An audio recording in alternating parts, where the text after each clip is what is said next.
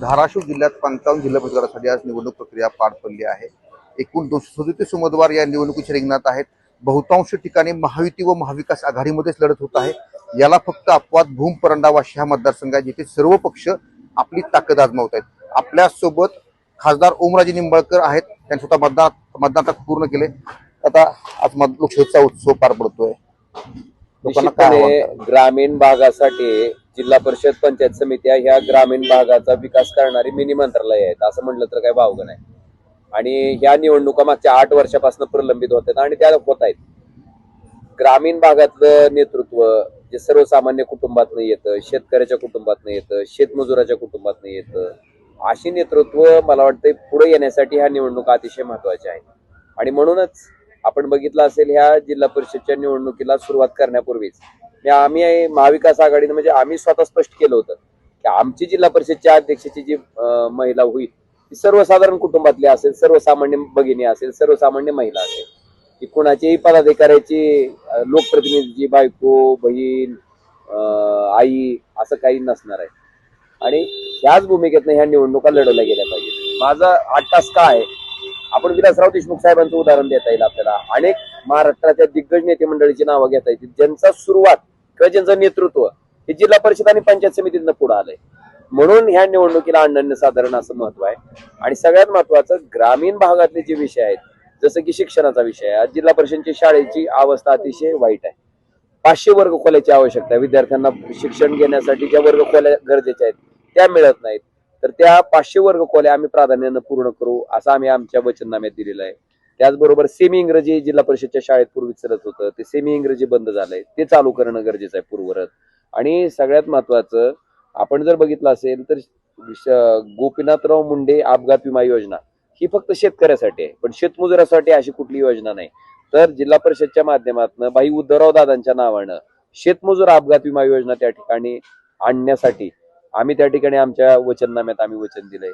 त्याचबरोबर आपण बघितलं असेल ग्रामीण भागातल्या महिलांचं सक्षमीकरण असेल, बचत गटांना अर्थसहाय्य असेल, बचत गटांनी उत्पादित केलेल्या जे माल आहे किंवा उत्पादन आहेत त्यांना मार्केटिंग चेन उपलब्ध करून देणं असेल, तर ह्या गोष्टी महत्वाच्या आहेत। आणि आपण जर आमचा जाहीरनामा बघितला तर सर्वसामान्य माणसाला जे आवश्यक आहे, जसं की 10 ते 5 तुमचा सीएचओ तुमच्या पीएससी ला बसला पाहिजे, त्यानं लोकांच्या तपासण्या केल्या पाहिजेत। आपल्या ग्रामीण भागातल्या रस्त्याची दुरावस्था आहे, त्याच्यात त्या ठिकाणी त्याची दर्जा सुधारला पाहिजे। वचननामा बऱ्यापैकी बरा आहे, चांगला आहे। पण तुम्ही लढताना महाविकास आघाडी म्हणून फक्त काही ठिकाणी उद्धव ठाकरे गट लढतोय, 16 ठिकाणी काँग्रेस लढतोय, काही ठिकाणी तुम्ही मध्य पोलीस विरोधात लढताय। नाही काय आहे, जिल्हा परिषद फटका तुम्हाला नगर परिषदेमध्ये बसला नाही नाही नाही आपण लक्षात घ्या, जिल्हा परिषदच्या निवडणुकामध्ये आम्ही बहुतांश ठिकाणी आपण 55 जागेचा जर विचार केला तर बहुतांश ठिकाणी म्हणजे उमरगा आहे, तुळजापूर आहे, धाराशिव आहे, त्याचबरोबर कळम आहे, भूमपरांडा वाशी, मला वाटते बहुतांश ठिकाणी आमची महाविकास आघाडी झालेली आहे। पण जिथं जिथं कार्यकर्त्यांचा 8 तास आहे, कारण प्रत्येक कार्यकर्त्याला वाटत असते की मी चांगलं काम केलं आणि मी लढू शकतो आणि मी निवडून येऊ शकतो, अशाच ठिकाणी फक्त मैत्रीपूर्ण लढती त्या ठिकाणी आमच्या आणि मित्र पक्षामध्ये होत आहेत। पण आपण जर बघितलं तर 55 पैकी ते प्रमाण फार नगण्य आहे। त्याच्यामुळं बहुतांश ठिकाणी काँग्रेस आणि उद्धव ठाकरे गट समोरासमोर आहेत। मग तेच 55 मध्ये 5 म्हणजे किती, माझं तेच म्हणणं आहे की 55 पैकी 5 ठिकाणी कमी प्रमाणात। 13 मतदारसंघामध्ये जर पाहिलं आपण तर सक्षम असेल का राष्ट्रवादी उभा आहे, तुमच्याकडून खटावकर उभा आहे, अर्चना पाटील उभा आहे। सक्षम सरकारचा असाही आरोप होता की तुम्ही अर्चना पाटील निवडून आणण्यासाठी तुम्ही इथे युती की महाविकास आघाडी केली नाही किंवा माझ्या राजकीय जीवनाची सुरुवात झालेल्या प्रत्येक माणसाला माहिती आहे की मी कशा पद्धतीने राजकारण करतो। जे माझ्या पोटात असते तेच माझ्या ओठात असते, त्यामुळे त्याच्यात कधी अंतर पडलं नाही आणि पडणारही नाही। आणि माझी 2006 पासून ते आज 2026 पर्यंतची प्रत्येक वाटचाल आणि प्रत्येक निर्णय आपण जर पाहिला तर त्याच्यातनं मला वाटतं सगळंच काही सांगून जाईल। त्याच्या उलट जे माझ्यावर आरोप करतात त्यांनी स्वतःचं आत्मचिंतन करावं, त्यांनीच आत्मचिंतन करावं। स्पष्ट बोलण्यापेक्षा मला वाटतंय समजणे वाले को इशारा काफी आहे। आता याच्यामध्ये मोठ्या प्रमाणात पैशाचं वाटप होण्याचे काही व्हिडिओ समोर आले नाही, दुर्दैवी आहे। लोकशाहीच्या दृष्टीने तर निश्चित ते निषेधार्ह आहे। कारण आपण बघितलं असेल तर पूर्वी उमेदवार देत असताना त्या उमेदवाराचं सामाजिक काम, लोकांमध्ये त्याचा परिचय, लोकांमध्ये असणार त्याचा बाबर, लोकांमधली त्याची प्रतिमा, ह्या सगळ्या गोष्टी बघितल्या जायच्या। पण दुर्दैवानं आता हे निवडणुकीतलं अर्थकारण सुरू झाल्यापासून त्याची आर्थिक परिस्थिती सुद्धा बघितली चालली, पण हे दुर्दैवी आहे. माझं मत असं आहे की लोकशाहीच्या उत्सवामध्ये लोकशाही मांडणाऱ्या प्रत्येक नागरिकानं त्याला असं वाटतंय की डॉक्टर बाबासाहेब आंबेडकरांचं संविधान आहे ते वाचलं पाहिजे.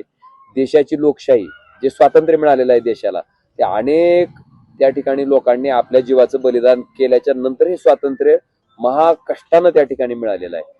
आणि मग हे स्वातंत्र्य, ही लोकशाही, हे संविधान जर वाचवायचं असेल तर आर्थिक बाबीची प्रलोभनं दाखवून जे उमेदवार त्या ठिकाणी तुमचं मत घेऊ पाहतायत अशा उमेदवाराचा पराभव करणं मला वाटतं आद्य कर्तव्य असलं पाहिजे जागरूक नागरिकाचं, जेणेकरून एक संदेश जाईल की पैसे खर्च केल्याच्या नंतर लोक त्याच्या विरोधात मतदान टाकतात. अशा पद्धतीचा संदेश जसा लोकसभेला गेला होता की प्रचंड प्रमाणात पैसे खर्च केल्याच्या नंतर सुद्धा 2024च्या लोकसभेच्या निवडणुकीत पुढच्या उमेदवाराला 3,29,000 मताच्या फरकानं पराभव स्वीकारावा लागला होता.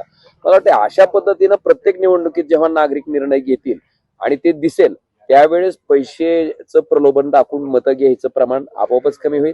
आणि लक्षात घ्या, जी माणसं पैशाचं प्रलोभन दाखवून त्या ठिकाणी तुमचे मत घेऊ पाहतायत ती उद्या जर त्या पदावर बसली तर ती तुमचं काम करणार आहेत का गेलेले पैसे वसूल करणार आहेत, हा सुद्धा विचार मतदारांनी करणं आवश्यक आहे. मतदारांना काय आव्हान करायचं? मतदारांना इतकंच म्हणेन की पैशाचं प्रलोभन दाखवून जर कोण तुमचं मत विकत घेऊ पाहत असेल तर त्याचे पैसे खर्च करून त्या ठिकाणी त्याच्या विरोधात मतदान टाकणं हे खऱ्या अर्थानं मी कायम म्हणत असतो. कारण हा जो काही पैसा हा सगळा बेमानीचा आहे, भ्रष्टाचाराचा आहे.